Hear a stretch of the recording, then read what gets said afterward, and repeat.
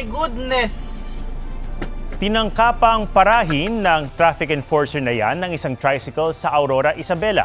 Pero sa halip na huminto, lumihis pa kaliwa ang tricycle at nahagip nito ang enforcer. Nakabangon naman kaagad ang enforcer pero dumiretso ng takbo ang tricycle. Nahuli kalaunan ng tricycle driver na mahaharap sa reklamo. Inimpound din ang kanyang sasakyan. Naiuwi na sa Pilipinas sa mahigit 170 Pilipinong pilit na pinagtrabaho sa ilang scam hub sa Myanmar. Batid naman daw ng gobyerno ang pangangailangang makapagtrabaho pero paalala nila mag-ingat para di mapahamak. May report si JP Soriano.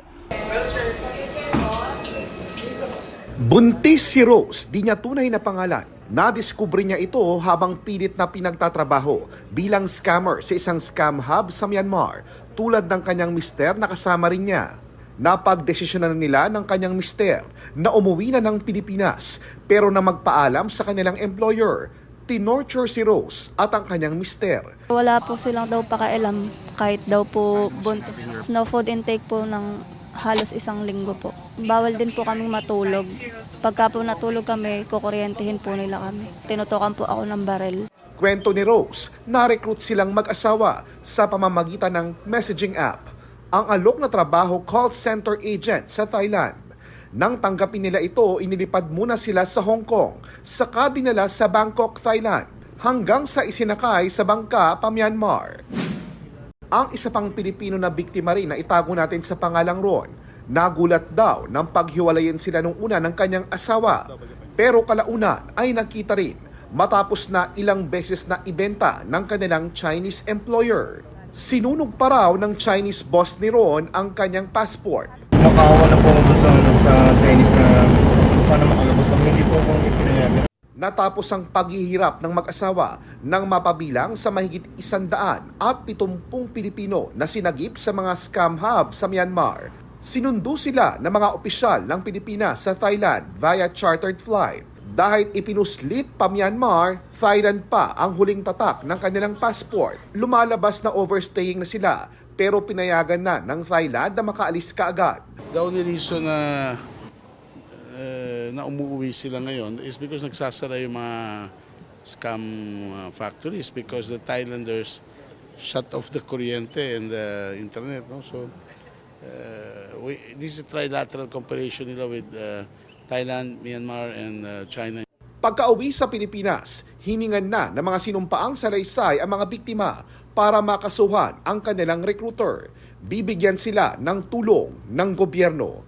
May mga Pilipinong naiwan pa raw sa ilang scam hub sa Myanmar, Cambodia at Laos. Lahat idinaan sa Thailand. Although we can go to Thailand na walang visa, it doesn't mean we can work in Thailand. So if they promise you jobs in Thailand, baka kung saan kayo dadalhin. Naintindihan naman natin na talagang kailangan ng trabaho pero huwag na sa ganitong paraan. Mula sa Bangkok, Thailand, JP Soriano, nagbabalita para sa GMA Integrated News. Opisyal nang idineklara ng Pag-asa ang pagsisimula ng tag-init o dry season. Sa kabila nito, posible pa rin ang mga pag-ulan. May report si Jasmine Gabriel Galban ng GMA Regional TV.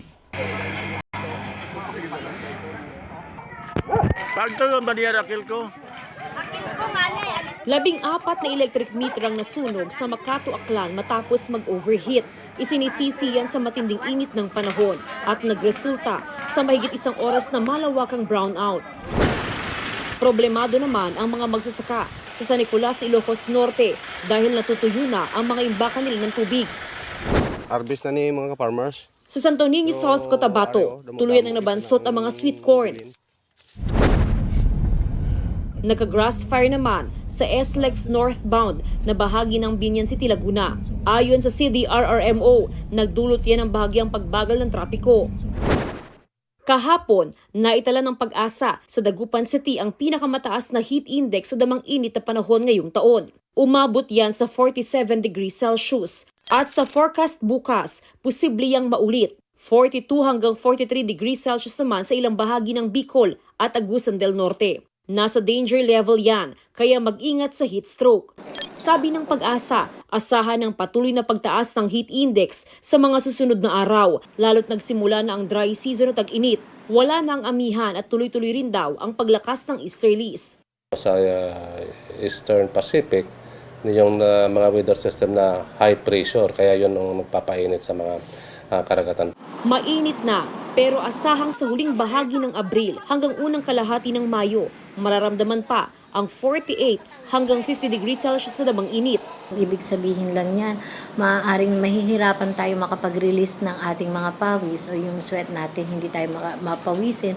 And syempre magkakaroon tayo ng tinatawag na heat exhaustion or yung heat stress or yung heat cramps. Ito, yun yung mga possible. Mataas yung alinsangan natin, so talagang yung discomfort level natin na talagang tipong sasakit yung ating ulo, mahihilo.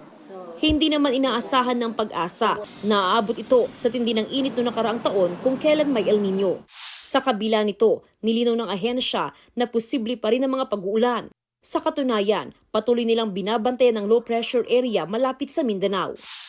Jasmine Gabriel Galban ng GMA Regional TV, nagbabalita para sa GMA Integrated News. Naaksidente ang isang motorsiklo sa Pangasinan dahil sa sinusundan nitong garong na walang ilaw. Yan at iba pa sa spot report ni Kim Salinas ng GMA Regional TV. Sumadsad sa kalsada ang motorsiklong iyan sa Mangaldan, Pangasinan. Nawalan ito ng kontrol matapos bumangga sa sinusundang garong. Isinugod sa ospital ang dalawang sakay ng motorsiklo na nasugatan, pati ang dalawang sakay ng garong. Base sa investigasyon, di napansin ng rider ang garong dahil wala itong ilaw sa likuran. Nakainom rin daw ang lahat ng sangkot sa aksidente. Walang nagsampa ng reklamo at nakatakdang mag-usap ang magkabilang panig. Sa Iloilo City naman, nagsalpukan ng isang motorsiklo at isa pang sasakyan sa Iloilo Sunset Boulevard. Tumilapon ang rider dahil sa lakas ng impact. Dead on arrival siya sa ospital. Nagtamo naman ng minor injuries ang driver ng nakasalpukan nitong sasakyan. Hawak na siya ng pulisya at nakatakdang kasuhan. Sa Pavia, Iloilo, isang tricycle ang na-hit and run ng isang van. Sugatan ang mag-inang sakay ng tricycle. Ayon sa isang biktima, nag-overtake ang nakasunod sa kanilang van hanggang sa mabangga sila nito. Tinutukoy pa ang pagkakakilanlan ng van driver. Kim Salinas ng GMA Regional TV, nagbabalita para sa GMA Integrated News. Kumalas na si Senator Amy Marcos sa Alyansa para sa Bagong Pilipinas, ang senatorial slate na inendorso ng kapatid niyang si Pangulong Bongbong Marcos. Sabi ng senadora, may mahakbang na ginawa ang administrasyon na salungat-an niya sa kanyang mga paninindigan at prinsipyo. Sa mga susunod na araw na lang daw babanggitin ng senadora kung ano-ano ang mga yan.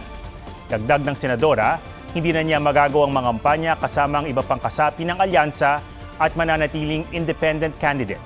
Bago nito, napansin nang hindi na siya binabanggit ni Pangulong Marcos sa mga senatorial candidate ng alyansa. Sabi naman ni Alyansa Campaign Manager Navotas Representative Toby Tiangco, ginagalang nila ang desisyon ng senadora.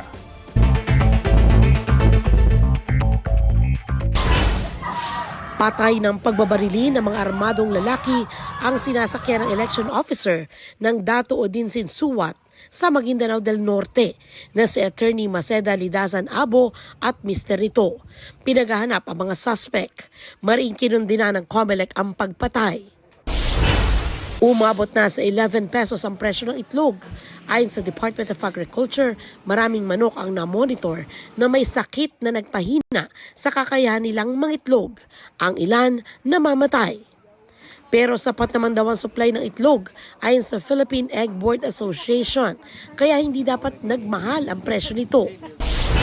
Pinabulaanan ng PNP ang aligasyon ni Senador Bato de la Rosa na inalis kamakailan ang kanyang security escort sa Davao.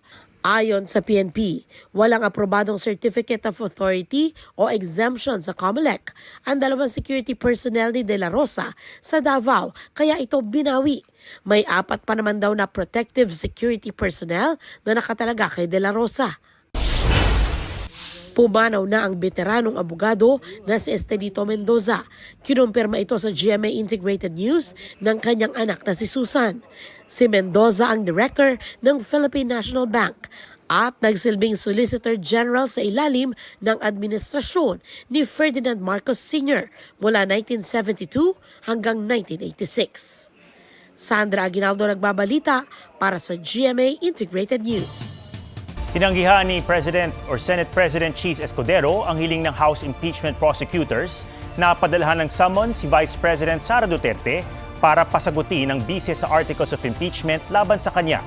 Ayon kay Escudero, pwede lang itong gawin kapag nakasesyon ng Senado na sa Hunyo pa mangyayari. Pero taliwas ito sa sinasabi ng ilang impeachment prosecutors kaugnay sa anilay impeachment function ng Senado. Ayon naman kay Escudero, makatuwiran ang panahon ng paghihintay sa pagdinig na di raw naiiba sa proseso ng ilang korte gaya ng International Criminal Court. Sinusubukan pa namin kunan ng reaksyon kaugnay rito ang bise. Inilabas ng social weather stations ang resulta ng kanilang pinakahuling voter preference survey para sa senador. May report si Emil Sumangit. Sa Social Weather Station Survey na kinomisyon ng Strat-based Consultancy, 13 pangalan ang nasa listahan ng mga posibleng manalong senador sa eleksyon 2025. Ito ay sina Senator Bongo, Representative Erwin Tulfo, broadcaster na si Ben Tulfo, dating Senate President Tito Soto, incumbent Senators Lito Lapid, Ramon Bong Revilla at Pia Cayetano, dating Senador Ping Lacson, Senator Bato de la Rosa, TV host na si Willie Revillame, Makati Mayor Abby Binay, dating Senador Manny Pacquiao at Congresswoman Camille Villar. Sa pamamagitan ng face-to-face interviews, tinanong ang 1,800 registered voters sa buong bansa kung sino ang iboboto nila sa pagkasenador kung gagawin na ang eleksyon noong panahon ng survey. Isinagawa ang survey noong March 15 hanggang 2025. Ang survey ay may margin of error na plus-minus 2.31%. Emil Sumangil, nagbabalita para sa GMA Integrated News. 47 days bago ang eleksyon 2025. Tuloy sa pag-iikot ng senatorial candidates para ilatag ang kanilang mga plataporma sa taong bayan. May report si Marisol Abduraman. Nangako magiging boses ng mga LGU sakaling mahalal si Abby Binay. Pagpapalawin ng termino ng barangay leaders ang isinusulong ni Senador Bong Revilla. Proteksyon sa maliliit na mangingisda ang pangako ni Bonifacio Bosita. Problema ng mga magsasaka ang inalam at naisutukan ni Allen Capuyan. Pagsulong sa musika, kultura at sining ang idini ni David De Angelo sa Bulacan. Si Angelo de Alban bumisita sa mga palengke sa Iligan City. Pagkamit ng abot-kayang pabahay ang tinalakay ni Leody de Guzman sa Baras, Rizal. Si Senador Bongo nananawagang ilapit ang serbisyong medikal sa mga komunidad. Si Ping Lacson nangakong tutulong na mapaunlad ang turismo sa Romblon. Si Senator Lito Lapid, agritourism ang isinulong sa Bohol. Pagpapalakas ng oversight function ng Kongreso ang naistutukan ni Rodante Marcoleta. Pagpapataas sa kita ng mga magsasaka at mangingisda ang idinidiin ni Kiko Pangilinan. Pagpaparami ng trabaho sa kanayunan ang ipinananawagan ni Ariel Quirubin sa isang forum. Gender equality ang isinusulong ni Congresswoman Camille Villar sa Leyte. At dagdag pondo at scholarship para sa nursing students ang itinulak ni Bam Aquino. Patuloy naming sinusundan ang kampanya ng mga tumatakbong senador sa eleksyon 2025. Marisol Abduraman, nagbabalita para sa GMA Integrated News. Huwag magpahuli sa mga balitang dapat niyong malaman. Mag-subscribe na sa GMA Integrated News sa YouTube.